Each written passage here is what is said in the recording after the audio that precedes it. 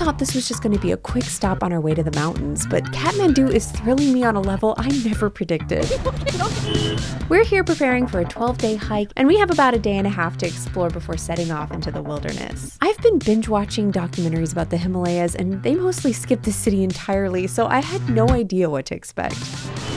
The number of motorcycles here is overwhelming, but somehow you just kind of like get around and don't get run over. So it's just like fun about this. Like I love this. Let's go. So we started off today going to the Thamel area in Kathmandu, which is basically the downtown area where there's all the shops and hustle and bustle. There's little cafes and restaurants. You can get lots of sweaters, and you can get off-brand North Face equipment you need for hiking. You can get it here. Jewelry, incense burners, art. There is obviously the stuff that is not real. I think there are some shops that do sell legit gear. You'll have to do the research on where those are because it's hard to tell for me.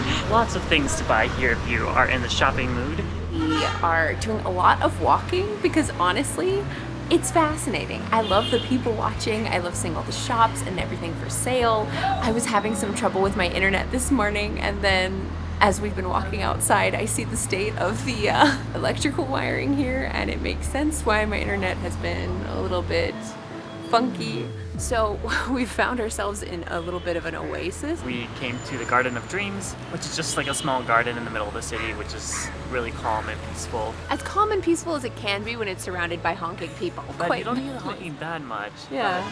Yeah, it's really We have come to Nepal in order to do the Manaslu trek, which is a 12-day hike. If you haven't heard of Manaslu, it's another mountain that is famous for killing people because Nepal has a lot of those.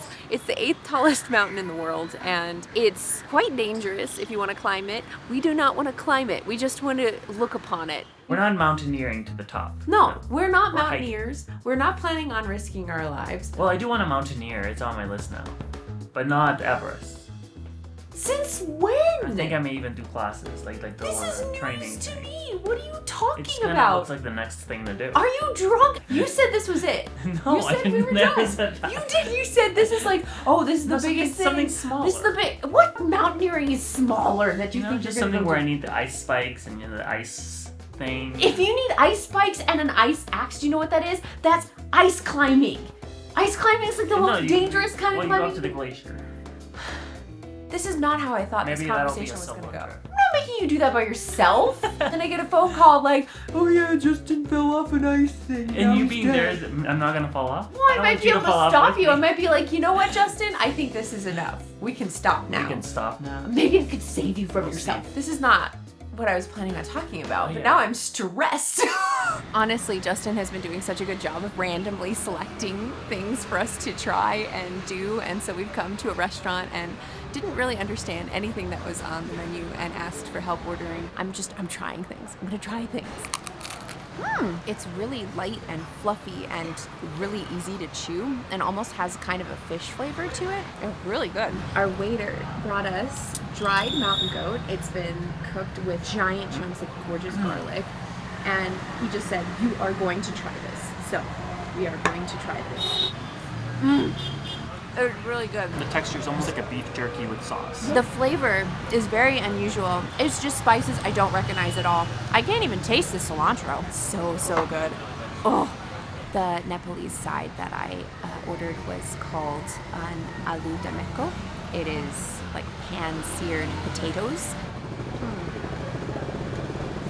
You can't go wrong. Potatoes. I feel like being in Japan really prepared me for this because I was never a say yes kind of food experiencer. I want familiar food and that is it. I will say that I prefer this food over Japanese food. Really? It's actually traditional to eat this with your hands. There's a technique to it that I don't know, so we're being boring and eating it with a fork. Just when I thought this day couldn't get any better, I have a friend. I love you. I love you. I have to say I am extremely impressed with the food at Bagaan Thakali, and they gave us that extra dish. For our first time, it was very delicious. We enjoyed it. Yeah, it was great. Oh, get out of the road. I am destined to get hit by a car here. We're walking 18 minutes to Durbar Square now. This is our first time getting to a place where there's just so much chaos. We don't physically know how we're gonna get through. So we tried to go around, but there's no way to go around efficiently. So we have to brave the intersection. Oh my God. just have to go for it. Oh my God. If you don't go for it, you're stuck.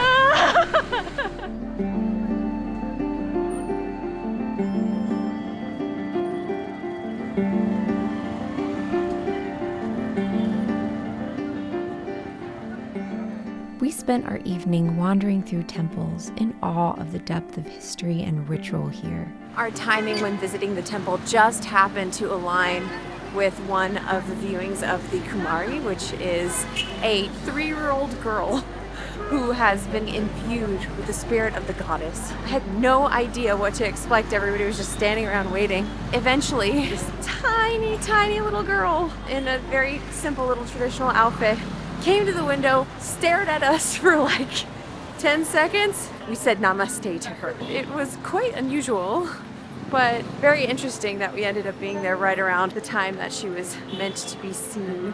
I am so glad we have 2 days here because there is still so much of Kathmandu to see. Good morning from Kathmandu. We are on our way to see sunrise at a temple. There's so many monkeys. Look at all the monkeys. This morning we came to Swayambhunath Temple. I'm mispronouncing that, I'm so sorry.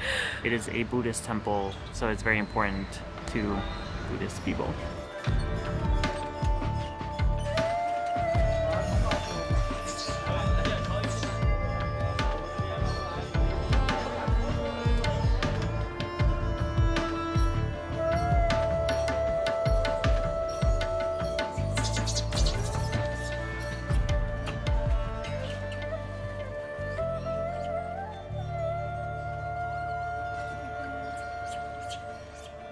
I did not ask for this, friend.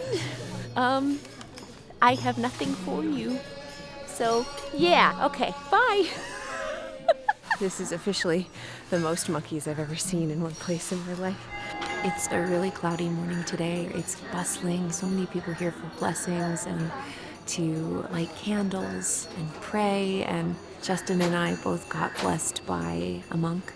I don't always partake in that sort of thing, but it just felt really special. I don't know, I almost teared up. I honestly could spend the entire day here just watching the people and watching the monkeys and enjoying the music. It's beautiful. It's really beautiful here. About 20 minutes ago, I got a semi-ominous text from Justin saying, a monk took me.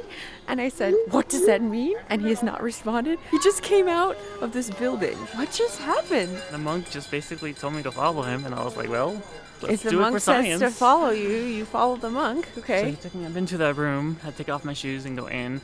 And then he basically just did like a prayer ceremony thing with me. He had showed me how to do all the steps, and then he had me drink that liquid thing that we put on our thing. What was it? You know, it was like a oil type thing. Okay. And then I had to sit for 10 minutes to pray. And then at the end, he asked me for money. It was unexpected. I was like, what is going on? Well, you know what? We're extra blessed and safe for our hike now. Yes. There's no way anything can go wrong now. Yep. After a peaceful and kind of funny morning at the temple, we started the long walk back to our hotel, weaving through the back streets of Kathmandu and doing our best not to get run over. Okay, we're going. Our next mission for the day was to do a bit of shopping. Justin was determined to purchase his very first pair of Crocs for the hike, and he also needed a new hat. For lunch, we decided to try Momo's, Nepal's version of a steamed dumpling. All right, so they have something called a chocolate Momo, which I'm very curious about. So we definitely got the chocolate. We also got potato and cheese or just cheese? Potato and cheese. Potato and cheese, and was that last one buffalo? Buffalo, I think. Buffalo. Hot Momos are a yes.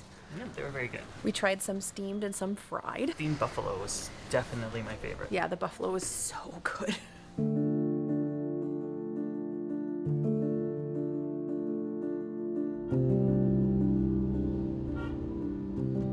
We've crossed the town to Pashupatinath Temple, which is a very special place where a lot of cremations occur. We're here at sunset, and I'm fascinated and nervous. This is just so different. I've never seen anything like this before. Not 100% sure what to expect. I have no idea what to expect. Across the way are a bunch of pyres. I guess each pyre has a body on it. Yeah. Wow. It's like one of the most sacred places. Almost immediately after arriving, we were approached by a guide who was overflowing with a wealth of knowledge about the temple and rituals, and he shared over an hour of stories with us while escorting us around the grounds. The eyes that you can see is the divine within, the witness that is witnessing everything. When we know about the witness, the God that is within, then we become honest with ourselves. That means we live complete life. We never think we are going to die, but it can happen at any moment. When the dying people, they are going through lots of turmoil, what we believe as a family, if we come down to this small temple, do some ritual, then they will be unafraid of dying. Cremations are performed here around the clock, and bodies reach the pyres within hours after death. Families gather here and prepare the bodies of their loved ones for cremation. They remove all the clothing, prepare the body using some beautiful fabrics, with some marigold flowers, and then undertaker will take it over from there. They will cover the body with wood. Last for like about 3 hours. During this time, the close family will stay behind for the whole time. When everything is done, there are little pieces of bones left, but we don't take anything back home. Any leftover bones are swept into the river.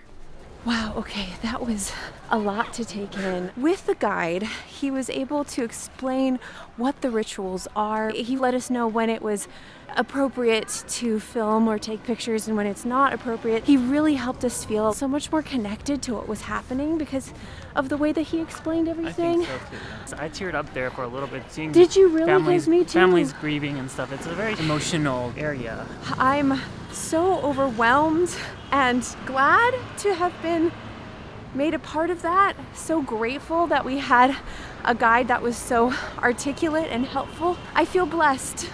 I feel blessed. On a lot of the menus here, they will do like a recommended or a star, like you should try this. The recommended thing was the signature cauliflower, and I was like, what? This does not taste like cauliflower. It is so crispy. Tastes like chicken. In the next episode, our hike begins. So if you want to follow us on the most difficult physical challenge we've ever taken on, make sure to subscribe so you don't miss the next video.